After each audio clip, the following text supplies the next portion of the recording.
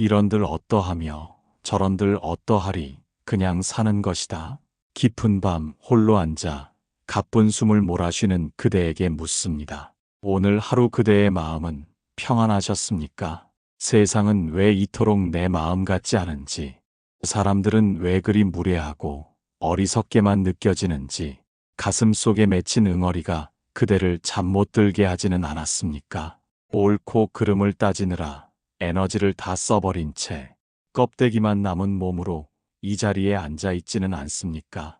우리는 평생을 무언가에 쫓기듯 살아왔습니다. 더 나은 사람이 되어야 한다는 압박과 남들에게 뒤처지면 안 된다는 불안감이 그대의 본래 빛나던 마음을 흐릿하게 가려버렸습니다. 이제 그 무거운 짐을 잠시 내려놓으십시오. 이런들 어떠하며 저런들 어떠하리. 그저 물 흐르듯 살아가는 지혜가 무엇인지 부처님의 고요한 순결을 통해 그 길을 함께 찾아가고자 합니다. 그대의 지친 영혼이 잠시 쉴 수 있는 따뜻한 자리를 마련했으니 편안하게 마음을 열고 이 흐름에 몸을 맡겨보십시오. 일부 옳고 그름에 갇힌 마음. 거리를 걷다 보면 무질서하게 끼어드는 차량이나 공공장소에서 눈살을 찌푸리게 하는 이들을 마주하게 됩니다. 그럴 때마다 그대의 마음 속에서는 날카로운 칼날이 솟아오릅니다. 저 사람은 왜 저렇게 이기적일까? 세상이 도대체 어떻게 돌아가려고 이러나? 정의롭지 못한 행동을 보는 순간 그대의 가슴은 분노로 뜨거워지고 입술은 바르르 떨립니다. 집에 돌아와서도 그 불쾌한 잔상은 쉽게 사라지지 않습니다. 상대방은 이미 그 일을 잊고 편히 쉬고 있을 텐데 정작 옳음을 주장하던 그대만이 그 불길에 휩싸여 소중한 저녁 시간을 망치고 맙니다. 법구경에서는 이렇게 전하고 있습니다. 남의 허물을 보지 마라. 남이 한 일과 하지 않은 일을 살피지 마라. 오직 자신이 한 일과 하지 않은 일만을 살피라 하셨습니다. 하지만 우리는 늘 밖으로 향하는 눈을 거두지 못합니다. 내가 가진 도덕적 기준과 가치관이라는 안경을 쓰고 타인의 삶을 재단하며 점수를 매기기에 바쁩니다. 그 점수가 기준에 미치지 못할 때 그대는 스스로를 고통이라는 감옥에 가두고 맙니다. 한번 깊이 생각해 보십시오. 그대가 그토록 고수하는 그 옳음이 그대의 삶을 진정으로 평화롭게 만들어주고 있습니까? 혹시 옳다는 확신이 강해질수록 그대 주변의 사람들은 점점 더 멀어지고 있지는 않습니까? 옳고 그름은 본래 고정된 실체가 없습니다. 산 위에서 내려다보는 풍경과 계곡 아래에서 바라보는 풍경이 다르듯 사람마다 서 있는 위치와 걸어온 세월이 다르기에 저마다의 옳음 또한 다를 수밖에 없습니다. 내가 맞다는 생각은 필연적으로 내가 틀렸다는 공격성을 내포합니다. 이것이 바로 모든 갈등의 불씨가 됩니다. 잠시 눈을 감고 깊은 숨을 들이마셔 보십시오. 내 마음에 들지 않는 그 상황을 옳다거나 그르다고 판별하기 이전에 그저 그런 일이 일어났구나 하고 바라볼 수는 없습니까? 마치 흐르는 구름이 모양을 바꾼다고 해서 하늘이 노하거나 꾸짖지 않는 것처럼 말입니다. 그대의 마음을 넓은 허공처럼 비워두십시오. 시비를 가리려는 조급한 마음을 내려놓을 때 비로소 그대를 옥죄던 보이지 않는 사슬이 풀리기 시작합니다. 우리가 마주하는 수많은 괴로움은 외부의 사건 때문이 아니라 그 사건에 이름표를 붙이는 나의 분별심에서 비롯됩니다. 옳은 것을 취하려 애쓰지도 말고 그른 것을 밀어내려 발버둥 치지도 마십시오. 그저 있는 그대로를 관조하는 힘을 기를 때 그대의 내면에는 누구도 침범할 수 없는 단단한 평온이 깃듭니다. 분별의 칼날을 거두고 모든 것을 수용하는 드넓은 바다가 되어가는 여정은 이제 막 시작되었을 뿐입니다. 2부 집착이 만드는 분별의 감옥. 그대는 무엇을 그토록 손에 꽉 쥐고 있습니까? 남들보다 더 안락한 삶, 자식의 탄탄한 앞날, 혹은 평생을 쌓아온 그대만의 명성과 자부심이 혹여나 부서질까 노심초사하며 밤잠을 설치지는 않습니까? 우리는 종종 내가 소유한 것이 곧 나 자신이라고 착각하며 살아갑니다. 남들에게 뒤처지지 않으려 애쓰고 가진 것을 지키려 안간힘을 쓰는 과정에서 마음에는 보이지 않는 굳은 살이 박이고 표정은 점점 굳어만 갑니다. 무언가를 간절히 바라는 마음이 깊어질수록 그대의 내면에는 그것이 이루어지지 않았을 때의 불안이라는 그림자가 더욱 짙게 드리워진다는 사실을 알고 계십니까? 금강경에서는 말씀하셨습니다. 모든 현상은 꿈과 같고 환상과 같으며 물거품과 같고 그림자와 같으니 이와 같이 관찰하라 하셨습니다. 하지만 우리는 눈에 보이는 화려한 껍데기를 진실이라 믿으며 그것에 집착하는 분별의 감옥을 스스로 짓고 그 안에 들어앉아 있습니다. 내가 바라는 대로 되어야만 행복하고 그렇지 않으면 불행하다는 이분법적 사고는 그대의 삶을 끝없는 롤러코스터에 태우는 것과 같습니다. 한번 가만히 자문해 보십시오. 그대가 그토록 지키려 애쓰는 그것들이 과연 영원히 그대의 곁에 머물 수 있는 것들입니까? 움켜쥐려 할수록 모래알은 손가락 사이로 더 빠르게 빠져나가는 법입니다. 집착은 마치 소금물을 마시는 것과 같아서 갈증을 해소해 주기는커녕 더 큰 목마름을 불러일으킬 뿐입니다. 과거 어느 마을에 자신이 모은 재산을 잃을까 두려워 매일 밤 마당의 항아리를 확인하던 사내가 있었습니다. 그는 도둑이 들까 무서워 잠도 이루지 못하고 지나가는 이웃의 발소리조차 의심하며 평생을 괴로움 속에서 살았습니다. 결국 그는 엄청난 부를 쌓았으나 단 하루도 평온한 잠을 자지 못한 채 생을 마감하고 말았습니다. 그를 가둔 것은 외부의 도둑이 아니라 자신의 재산에 매여 있던 분별의 마음이었습니다. 그대 또한 그 사내처럼 보이지 않는 항아리를 지키느라 정작 소중한 오늘을 버리고 있지는 않습니까? 좋은 것과 싫은 것을 나누고 내 것과 내 것을 가르는 그 마음의 벽이 그대를 세상으로부터 고립시키고 고통의 심연으로 몰아넣습니다. 집착이라는 끈을 조금만 헐겁게 쥐어 보십시오. 내 손을 떠나가는 인연을 억지로 붙잡지 않고 새로이 다가오는 상황을 두려움 없이 맞이할 때 그대는 비로소 감옥의 무늬 안에서 잠겨 있었음을 깨닫게 될 것입니다. 세상 모든 것은 인연에 따라 모였다가 흩어지는 법입니다. 그 흐름을 거스르려 하는 마음이 바로 괴로움의 뿌리입니다. 마음의 힘을 빼고 그저 일어나는 현상을 가만히 지켜보는 연습을 하십시오. 분별의 칼을 내려놓고 무심하게 세상을 바라볼 때 그대는 비로소 진정한 자유가 무엇인지 어렴풋이 느끼기 시작할 것입니다. 쥐고 있던 손을 펼치면 그 안에는 아무것도 없지만 대신 온 세상을 품을 수 있는 넓은 공간이 생겨납니다. 이 역설적인 진리를 가슴 깊이 새기며 그대 마음의 감옥벽을 조금씩 허물어 가야 합니다. 3부 이런들 어떠하며 저런들 어떠하리. 오늘 아침 그대는 어떤 기분으로 눈을 뜨셨습니까? 창밖에는 비가 내리고 약속은 갑작스럽게 취소되며 공들여 준비한 계획이 한순간에 물거품이 되었을 때 그대의 마음은 요동치지 않았습니까?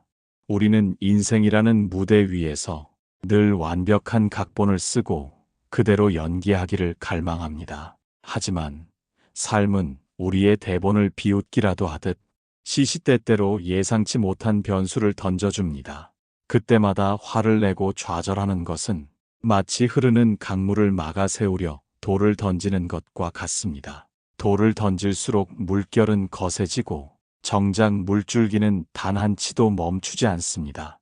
여기서 우리는 스스로에게 물어야 합니다. 내 마음을 괴롭히는 것은 일어난 사건입니까?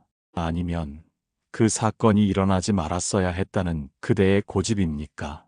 반야심경에서는 말씀하셨습니다. 색이 공과 다르지 않고 공이 색과 다르지 않으니 색이 곧 공이요 공이 곧 색이라 하셨습니다. 이 깊은 진리는 결국 세상 모든 현상은 그 자체로 고정된 실체가 없음을 의미합니다.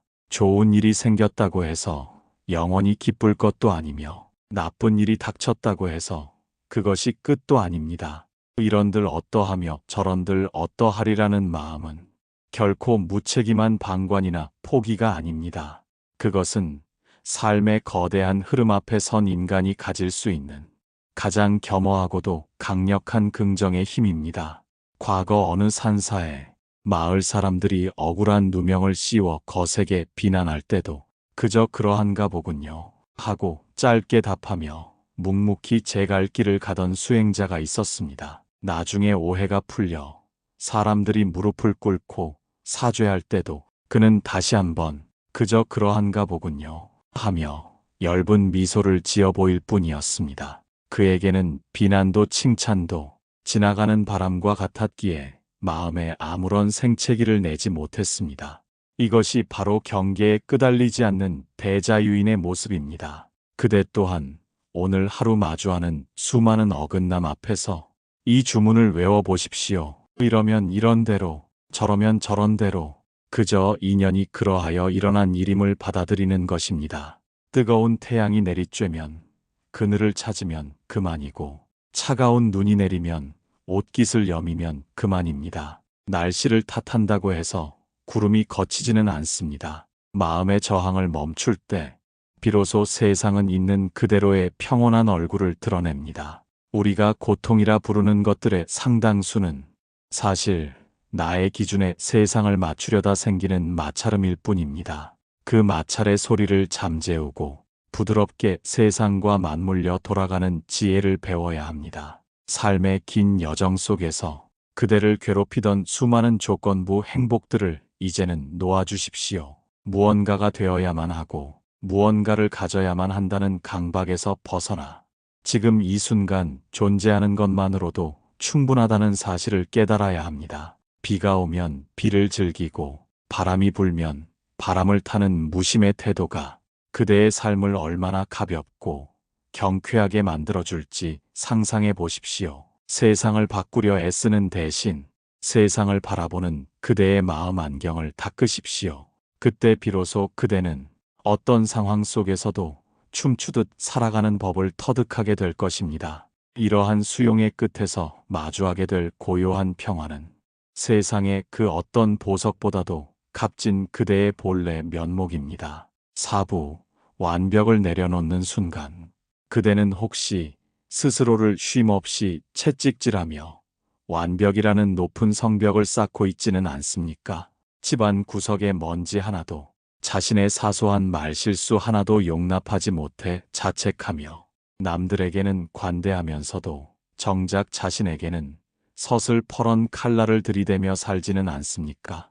모든 것이 정돈되어야 하고 모든 일이 계획대로 완수되어야만 안심하는 그 마음은 사실은 깊은 불안의 다른 이름일 뿐입니다. 부처님께서는 아함경에서 말씀하셨습니다. 세상의 모든 것은 변하고 영원한 것은 없으니 집착하지 말고 마음을 머물게 하지 마라 하셨습니다. 완벽이란 더 이상 변할 것이 없는 정지된 상태를 말하지만 생동하는 모든 생명은 늘 변하고 흐르며 어긋나는 법입니다. 금이 간 항아리가 그 틈새로 물을 흘려보내 길가에 풀꽃을 피우듯 우리의 부족함이야말로 인간미가 흐르고 인연이 맺어지는 통로가 됩니다. 과거 한 도공이 빚은 그릇 중에 모양이 비뚤어지고 유약이 고르게 발리지 않은 것이 있었습니다. 남들은 실패작이라며 버리라고 했으나 그 도공은 그 어긋난 곡선과 얼룩진 빛깔에서 자연의 숨결을 보았습니다. 억지로 꾸미지 않은 그 투박함 속에 세상의 시비가 끊어진 참된 평온이 깃들어 있음을 알았기 때문입니다. 그대의 삶 또한 마찬가지입니다. 조금 부족하면 부족한 대로, 서투르면 서투른 대로 그 자리에 잠시 머물러 보십시오. 완벽해야 한다는 강박을 내려놓는 순간 그대를 짓누르던 무거운 돌덩이가 가루가 되어 바람에 흩어질 것입니다. 숨을 크게 들이마시고 내뱉으며 지금 이대로의 나도 충분히 괜찮다고 스스로에게 속삭여 주십시오. 티 없이 맑은 하늘만이 아름다운 것이 아니라 뭉게구름과 먹구름이 뒤섞인 하늘도 그 나름의 장엄함이 있음을 기억하십시오. 부족함을 메우려 애쓰는 에너지를 지금 이 순간 숨 쉬고 존재하는 자신을 온전히 안아주는 데 사용하십시오. 그대의 어설픈 미소가 누군가에게는 가장 큰 위로가 될 수 있고 그대의 서툰 진심이 누군가의 굳게 닫힌 마음을 여는 열쇠가 될 수 있습니다. 완벽이라는 감옥의 문을 열고 나와 비로소 자유로운 공기를 마실 준비가 되셨습니까? 그 비어있는 공간으로 스며드는 평온의 향기를 만끽하며 이제 우리는 있는 그대로의 삶이 가진 진짜 얼굴을 마주하러 가야 합니다. 오부 있는 그대로를 사는 힘. 그대는 얼마나 많은 시간을 자신을 고치고 수선하는 데 쓰고 있습니까? 지금의 내 모습은 어딘가 잘못된 것 같고 조금 더 세련되게 말해야 하며 조금 더 현명하게 대처해야 한다는 강박이 그대의 삶을 전쟁터로 만들고 있지는 않습니까? 사람들은 흔히 말합니다. 노력하면 바뀔 수 있다고, 더 나은 미래를 위해 현재를 희생하라고 말입니다.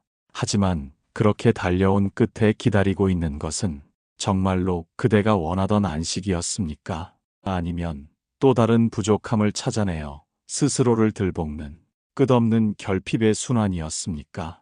부처님께서는 수행자들에게 말씀하셨습니다. 달을 가리키면 손가락을 보지 말고 달을 보라 하셨습니다. 손가락은 그대를 안내하는 수단일 뿐이며 달은 이미 그곳에 떠 있는 진실입니다.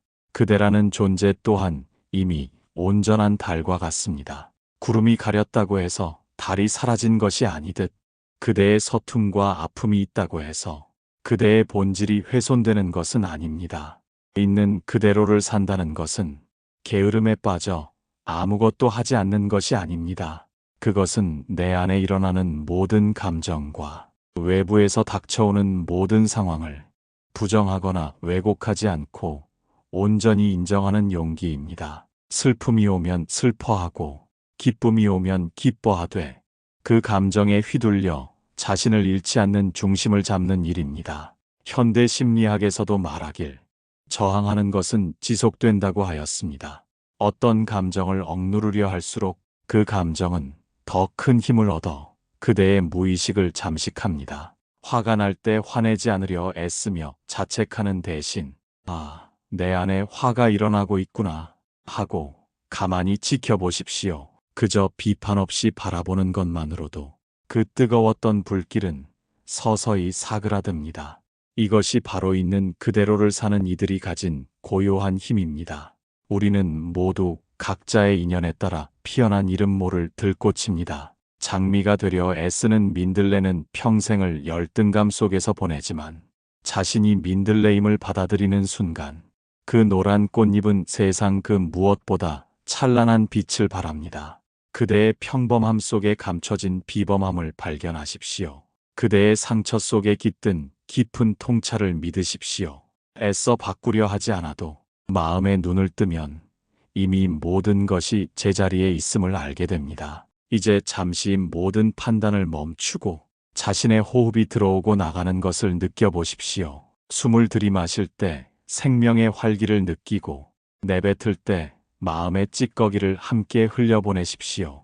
이 고요한 리듬 속에 그대가 찾던 모든 지혜가 이미 담겨 있습니다. 그저 존재하는 것만으로도 충분한 이 자리를 지키며 우리는 이제 모든 경계가 허물어지는 더 깊은 자유의 바다로 나아갑니다. 육부, 분별 없는 자유.